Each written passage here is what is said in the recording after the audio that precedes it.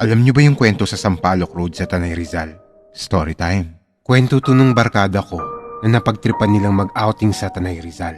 Dalawa lang sila ng tropa niya dahil mahilig sila sa biglaang road trip. Umalis sila ng gabi at dadaan sila sa Sampaloc Road kung saan may school bus na nadisgrasya sa road na yon at marami ang namatay.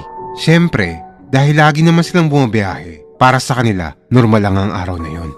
Hanggang yung tropa ko, nakakita siya ng isang matandang nakatungkod na parang pulubi na naglalakad. Sinundan niya ng tingin yung matanda hanggang sa side mirror at bigla na lang nawala yung matanda doon. Tapos siya, binaliwala niya lang hanggang bigla na lang tumirik yung sasakyan nila. Habang nag-aayos sila, yung tropa niyang nagdadrive, bigla na lang nagbiro na para siyang barker. "Oh, 10 yan oh! Isa pa! Sakay lang!" Nagtawanan daw sila hanggang napansin nila na parang may sumasakay at pabigat ng pabigat yung sasakyan dahil nakikita nila yung gulong pababa ng pababa. Sa takot nila, nagpatulong na lang sila sa mga dumadaan na motorista at di na sila ulit dumaan sa road na yon. Pag-search niya sa lugar na yon, marami daw talagang ganyong kwento ang nangyayari.